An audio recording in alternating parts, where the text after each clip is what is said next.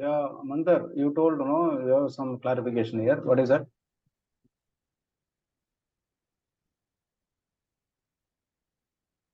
Hello? Yeah, hello. Yeah, that minimum order quantity, these points, right? You raise some point. Yeah, so what do I feel is that, shall we give more emphasis on the minimum order quantity than lot sizing procedure? Now, lot sizing procedure is the one which determines how do you consolidate the requirements.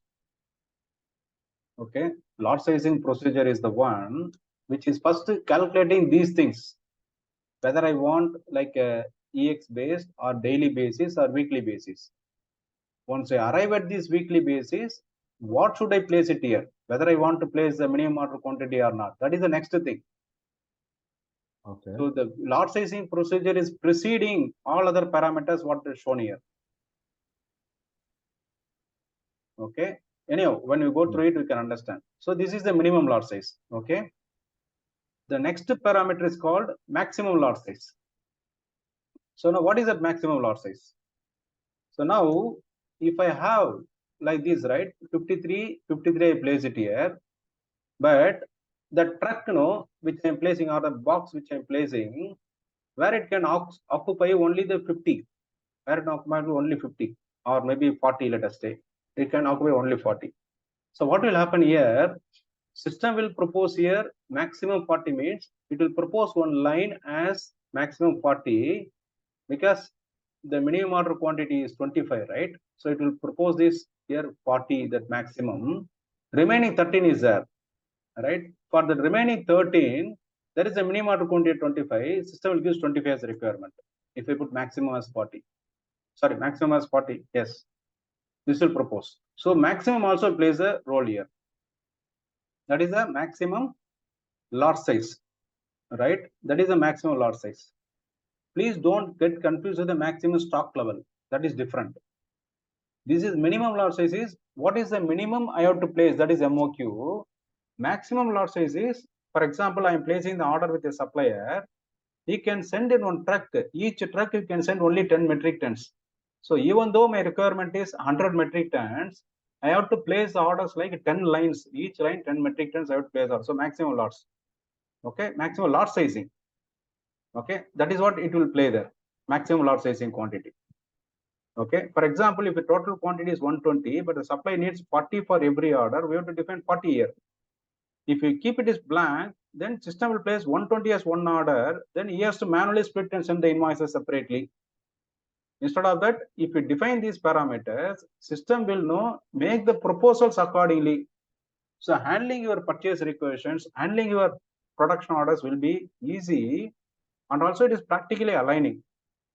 That is what is the maximum lot size and minimum lot size purpose. And then what is the maximum stock level? Sorry, then the next field is, here we don't see this fixed lot size, but here we see the fixed lot size. Because the fixed lot size field is applicable only for the materials which are having the reorder point planning. Because when I have the reorder point planning, if I define fixed lot procedure, and then I need to define what is the fixed lot size. So when I have lot sizing procedure effects, I need to fill this fixed lot size. That time only this field will be required. Otherwise, this field is not required, other than this other lot size. For fixed lot size means how much quantity I will place each time. That is what we discussed now, 50, 45, that one.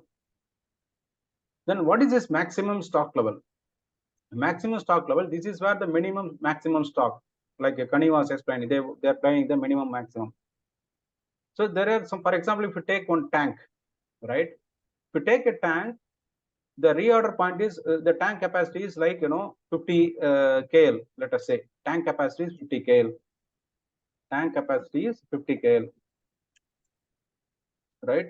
So here it is 50 KL I put there. Now the reorder point which I planned is around 30. Reorder point I planned is 30.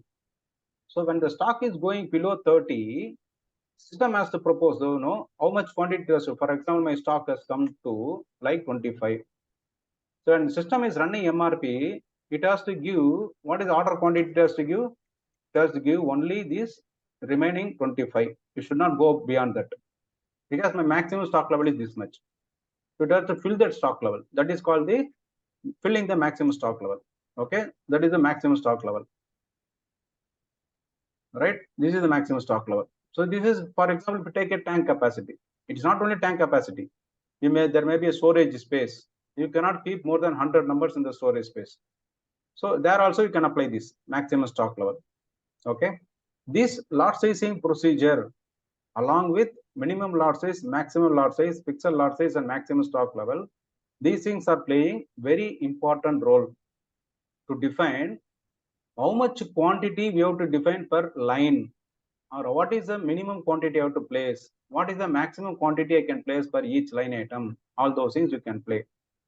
So what you can do, we have these 16 components, no, whatever we defined for this testing purpose, right? There you can play with these numbers.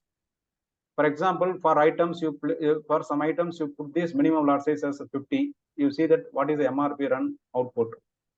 For the same item, you put the maximum lot size like 100. You see what is happening. Like that, we have to put some different combinations, right? During MRP run, these parameters you can change and see to understand exactly what is happening there. Okay. So these minimum lot size, maximum lot size, maximum stock level, and then fixed order quantity is applicable only if the lot sizing procedure is FX.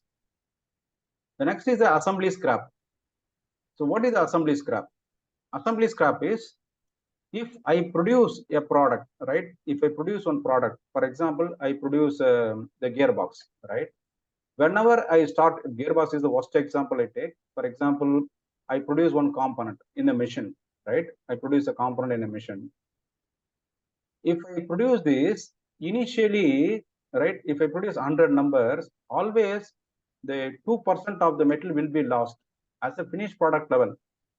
At the component level, I lose is 2%. That is called the assembly scrap level here. So I produce the product at the level itself, I will lose this material as a loss. So whenever I plan the material, instead of 100, I have to place 102 because the 2 is loss which I am making at the product level itself. That is assembly scrap, right? Or if a 5% scrap, I have to put 5%. If you don't put any percentage here, but if the scrap is going to happen, you will plan only the exact requirement. You will end up with the shortage of materials. You will produce a less amount of materials. You will also plan the down the level materials less. That is assembly scrap. Okay. Then this is a rounding value. This is another interesting thing. For example, what is a rounding value? Rounding value is another factor where I am getting this kind of requirement, right? The weekly, for example, let us take the weekly. Now, when the supplier is telling, I cannot supply you these things, no, like a 53, 7 and all, because my packet sizes are 10, 10, 10, 10. So whenever you place the order, you put the rounding value as 10. So if I put rounding value as 10, what will happen? Instead of 53, system place order for 60. Right? Now, here for the 53, I ordered place already 53 and here 70. No, here it will proposing 0 here. And here I have requirement of 15. System will propose the requirement as 20. Why this 20 is required? Because supplier cannot give this because he is having a pouch. That pouch is having 10 packets with these pouches. He cannot open the pouch and supply you, right? Some materials are like this, right? We cannot open it. So for example, some medicines, right? They will give only the strips. They cannot give you individual pieces. Or if you take some of the, what other example I can take? Maybe this medicine is only the immediate example I'm getting. There's some tablets, no strips. When they're giving and bolts, sir. Sorry? Nuts and bolts. and bolts. Fasteners, the 500 pieces only they will keep it in a pouch, 1,000 pieces in one pouch. Like some bearings, they will give some 10 numbers or 20 numbers and pack. That is economical for them. For supplier, he is telling this is what the quantity I can supply. So when you supply here the rounding value 10 here, though my requirement is 15, system will ask for 20 only, so that he will take 2 pouches and send it to you. It is easy for him, for you also. Here we are having 8 as a requirement. Already you covered 20, which means remaining 23. So system will propose the remaining 3. For that will propose 10 here. That is impact of the rounding value. That is impact of rounding value. Okay.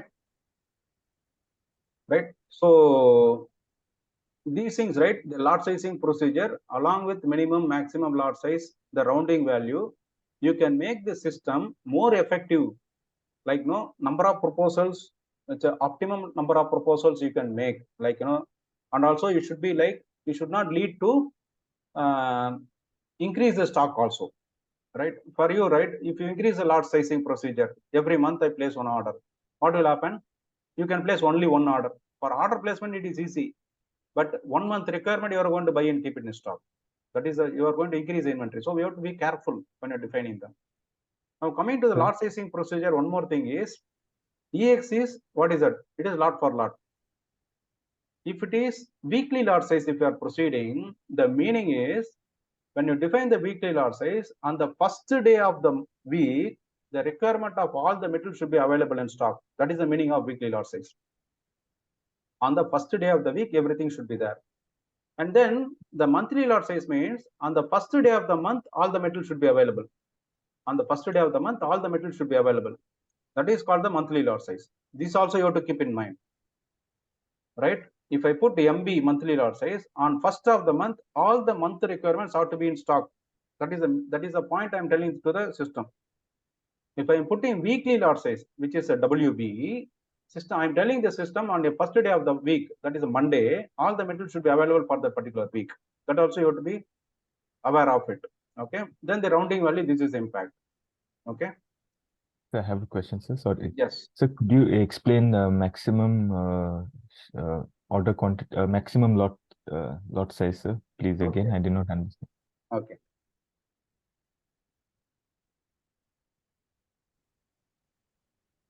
Now I have the requirement of 40, right? So my supplier, right? I have a requirement of 40. If I put maximum lot size as 10, for example, these are metric tons, let us say, right? These are metric tons, let us say. If I have these 10 metric tons, sorry, if I have these 10 metric tons, though the requirement is 40 metric tons, you can supply in a truck only 10 metric tons. So when I place the order, each purchase requisition should have 10, 10, 10. So if I fix maximum lot size is 10, what will happen? System will propose all these things at 10, 10, 10. If I don't put maximum lot size, system will place as one line item. System places one line item. So what is the meaning here? I will place the order to the supplier. You supply me this 40, but he will split. He will raise separately. For example, this 10 may come as a one truck. This 110 may be another truck. This 10 another truck. He has to refer one purchase order, one purchase line item for everything. But if you place them as a different line items in the purchase order, you can refer the different line items in the purchase order and send it. So it is easy for you and also for him to do the coordination properly. Sir, so in this max lot size, we can club the two purchase requisition, right? Putting the another purchase requisition into the delivery schedule and place, I mean, in one single line item, we can put the 2 or 3 maximum as much as purchase requisition we want. But if we put the max lot size, so we can only place the purchase requisition only in one line item, and then line item 20 would be for the another purchase requisition. No, in purchase requisition itself is the line items will change. So there would be multiple purchase requisition being generated, right? Within purchase requisition, different line items will be there. Achha, within purchase requisition. Yes. Okay. Different lines. Okay. Okay. Got it. Yeah. Yeah. Different lines will be there. See, which means that you are telling the supplier there are different lines there, because he is telling, no, he can take and process 10, he can supply it for that line item. Then he can take another line item and he process and send it. Like that he can handle it. So I have a question. So on this maximum lot size, if it is 10, 10, 10, 10, and we are asking for total of 40, but the maximum lot size, what the supplier can do is 10, 10, 10, 10. What about the rounding values? If say for the same example, the rounding values is 5, 5, 5, how will that affect the supplier, sir? Rounding value 5 means what? 10 is aligning with the rounding value, right? 5 into 2 is 10. So it is okay. You can send it right. Okay.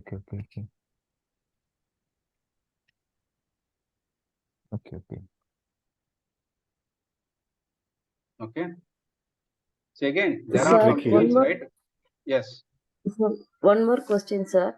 In maximum stock level, you said like the capacity of the tank is 50, so we should define maximum stock level as 50 here or? Yes. So we have to tell Okay, the sir. system, right? We have to tell the system. See, Yeah. whatever you are having physically, you have to tell the system. This is what is my available physical thing. Then accordingly, system will give the proposal. Okay, sir. It's clear.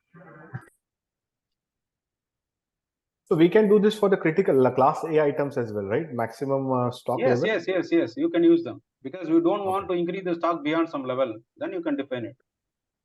Correct. Thank you, sir. Right.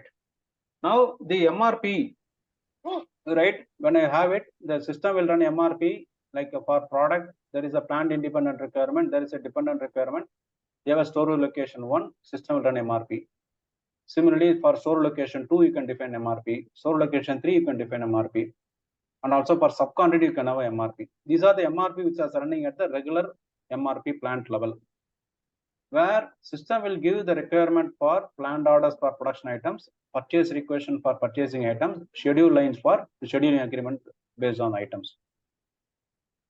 Now, we can also define, so all these requirements will be giving the in-house production or external procurement, and interplant transfer also it will give. At the same time, we can also define them as MRP areas. We can also define them as MRP areas. So all these MRP areas, they will give the requirement based on the MRP area and give the requirement, and you can plan these at the MRP area level. So here you are running at the plant level MRP. All these things together, they will run MRP at plant level. But here you are running the MRP at MRP area level.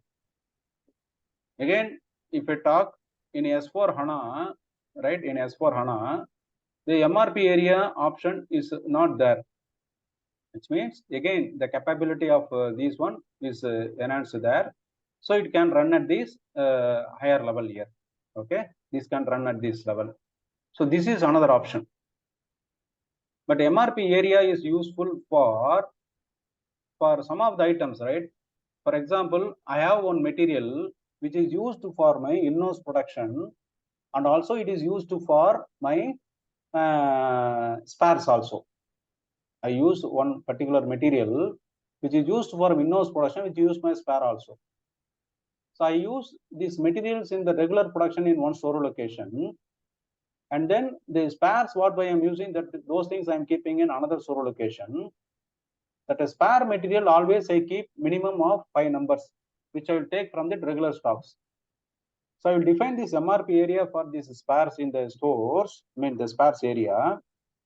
I will define in the MRP area, there is some reorder planning, but in MRP regular, I put the normal planning.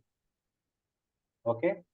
So for example, here, the product, let us take these are two or the same products. Here, instead of 2 products, I put as a same product. Maybe I will come back to the Excel file. Okay.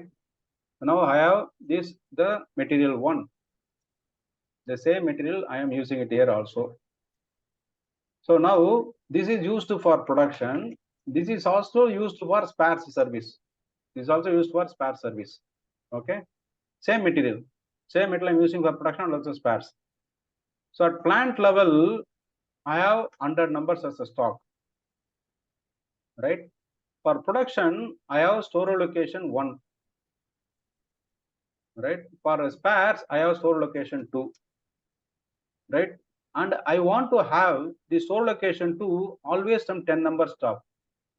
So what will happen here? I type this, I keep this MRP type as reorder point, and the reorder point I fix here 10 numbers. And here, what is the quantity I want to fill here? Is after it is coming below the reorder point, I want to fill 5 numbers here. Like this, I can plan here.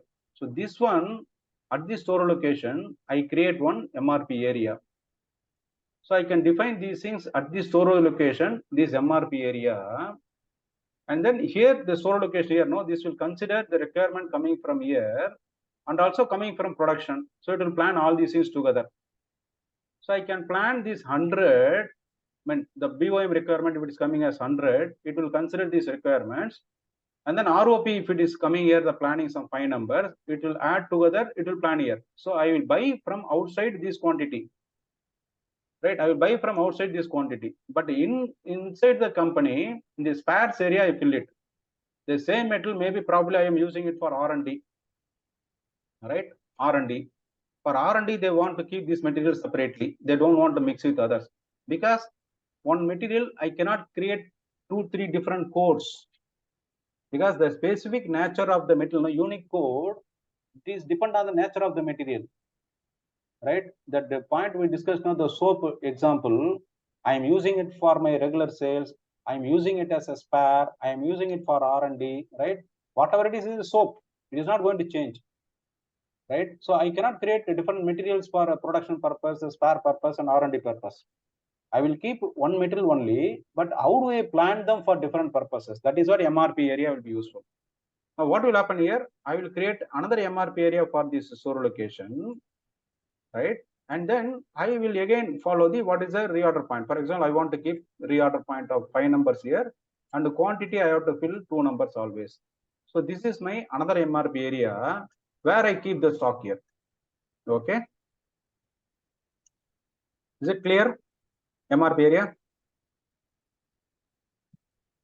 This is a simple concept of MRP area. So one question. So this MRP area is not actually a separate physical area in the. No, physical. I'm telling store allocation separately, because because the spares I want to maintain separately. R&D I want to maintain separately. If you don't have separate things, do not take different store location. It should be one store location only. Then, sir, how does a buyer would know which storage location has which demand? No, buyer will come to know that, no, because this is having reorder point. This will pass the requirement to here, and this will pass the requirement here. Finally, he will get all the requirement combined here, and he will get this requirement. Correct. So we'll get one purchase requisition, right? Correct. Then how would we? He will buy and keep the stocks here, but based on this requirement, it will move from here to here. Okay. Sir, in S4 you said there is no MRP area. Then how we will maintain, sir? Because we have this scenario for one of our watch manufacturing unit. We have similar requirement, but you said here in MRP run only it is not there. In MRP run only it is not there. But if I go to MRP Metal Master, I can define this here. See, this is MRP area. Okay, whatever the MRP area or MRP here, I have to go and define what is that store location, what is the parameter, all these things I can define. Then I can use this function. Okay, only in the MRP run, we don't have MRP area and MRP group, but in the master data, we have both field. Yes, once you define in the master data, when system is running MRP, it will consider all this. Okay, sir. Okay. Right. So now I will just show you this one. But sir, quick question. This storage location should be into the same premises, right? Yeah, same premise you can keep. Yes. See, store locations can maybe in the same premise or a different premise also. Maybe it may be next to premise, as long as it is meeting your legal requirements. Okay, because in our case is that we have got a different storage location at different areas of Sydney. So what happens is that when the purchase requisition has been generated, it has been generated for the individual storage location. No, that is fine. See, now we can define that. That's what MRP area we can define for that also. How we want it. I want to have that the location there differently. That also we can do. For that, you have to maintain that plan for the particular MRP area separately. That is also another option. Okay. Okay. Let me come to that. So now first let us see this situation. How do we fill the stock from the store location to here? Now I have this metal here. I go to the MRP area. Now here I can define what is the MRP area. Right? I fill the MRP area details here. For example, they have this Kanban or something like that. And then here I can select it. And then I can do the changes. What are no? This is not the change document. Now I have to change this CC. For example, here I can define the MRP group or MRP type, reorder point for this particular material in the particular MRP area. Okay. Right. For example, here I am planning VB, reorder point like 50, and then I go to MRP2. Here I put the special procurement type like F, if it is required, right? I can internal, get it. external. Then I can put all these details here. Like that, I can fill it and do it. Okay, this is one option. I'm not saving it. I'm coming out. Okay. Okay. Wait a minute. Right.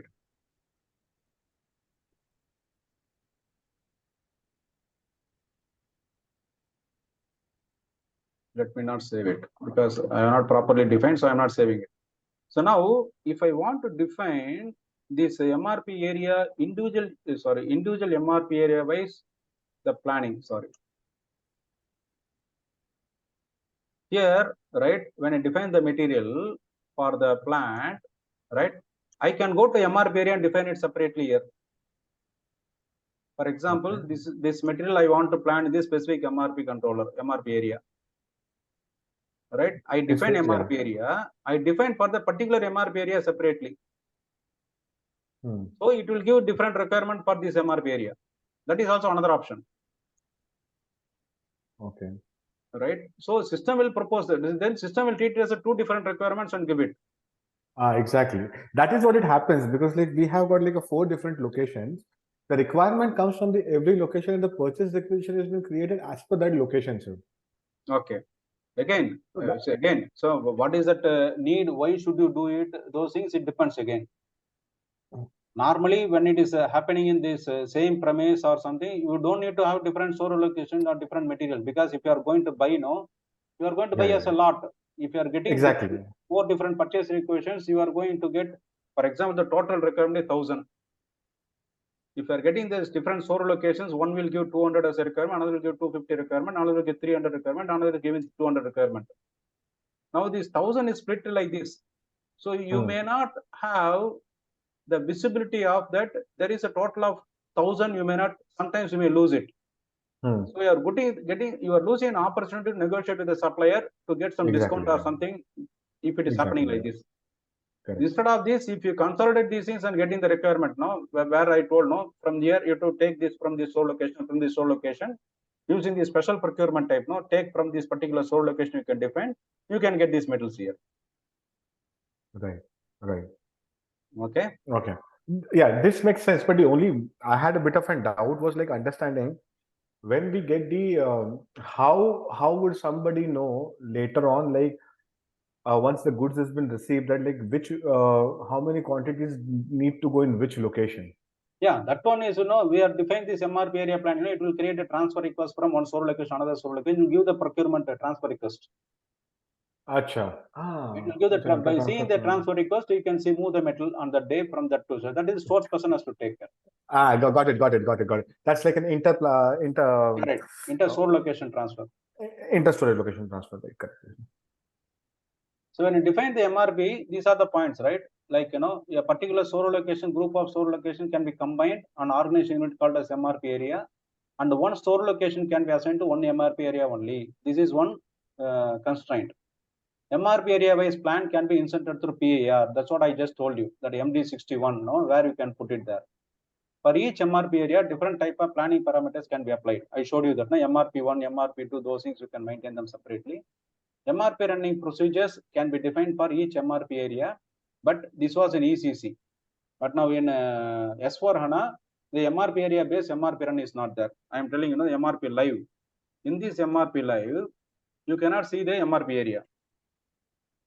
Right? So again, why they are giving it? It is to run for all the plant. There is no restriction.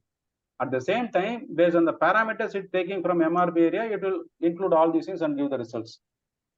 So using MRP area, we can eliminate MRP run. Again, this is in ECC6. That time I prepared this, it is showing like this. And any specific MRP area, we can have different parameters. That's what I explained you, that MRP type, lot sizing procedures, special procurement type. MRP run can be carried out in MRP area separately based on MRP area for individual metals with the T code MD01N. Now, it is for individual materials if you want to run MRP separately. If a metal is different locations for different purposes, using different MRP areas, we can plan metal for those locations. Again, these are not in this what is it, the MRP live, no, these things are not there. But using that MD61, if you put the plan separately, then we can run it. But as MRP run, they will be running us together only. We cannot run MRP separately for these MRP areas. Okay. So based on different MRP areas, we can plan the metal for those locations. We can plan them, but MRP run will be same thing. And then MRP with MRP areas for the metal is not activated until MRP area has been assigned to the metal. That's what in MM01 I showed you. If you not assign MRP area to a metal, it will continue to be planned at the plant level MRP only. If I assign MRP area to the metal, system can plan it in the MRP and assign the MRP area. This is clear. Through customizing, we can convert the planning file entries from planning file to MRP area level planning, activate MRP for MRP area. This is in customizing, we have to do it. And then we have to create the MRP area. So we have to create MRP area carefully because it is based on MRP business need, we have to do it. If there is a real demand, otherwise you don't create it. And there are three kind of MRP areas are there. One is a plant level MRP. So this MRP area we have to customize. The example which I was showing, there was MRP area which is already customized called Kanban. That was there. So plant level MRP area, storage level MRP area, subcontracting MRP area. Okay. And you have to assign the MRP area to the materials. So metal master, this is what the MRP area it is there. You go there. Now you can select this MRP area. For example, again MRP area also you can give the number, the plant code, and then maybe MRP area you can give some serial numbers. Like 1000 is the plant code, area is like 1, 2, 3, like that we can give it. You can give the names. This is the main stores. This is for spares. This is for R&D. Like that you can give different names. You can have the different MRP areas. So when you have these MRP areas, you can have the requirements coming from here.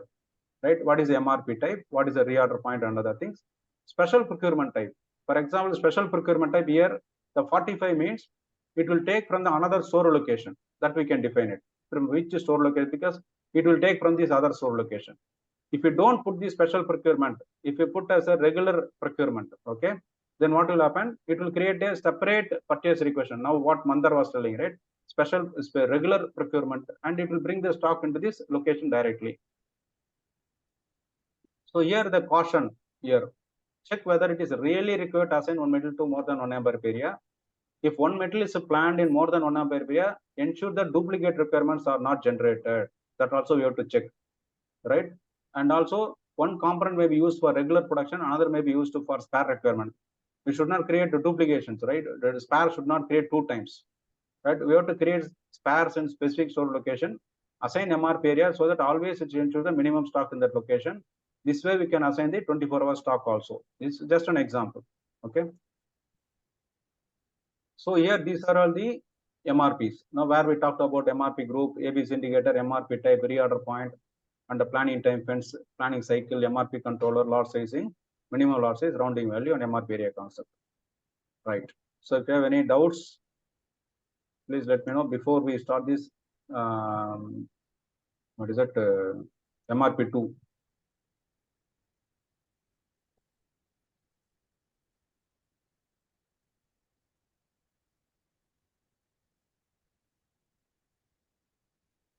You have any doubts?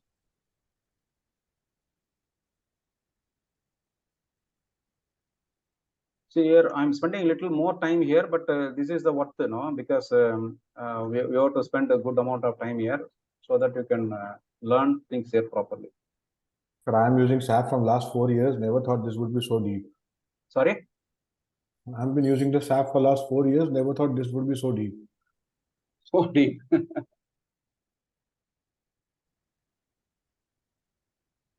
Again, you are frequently using SAP. Please change it to SAP.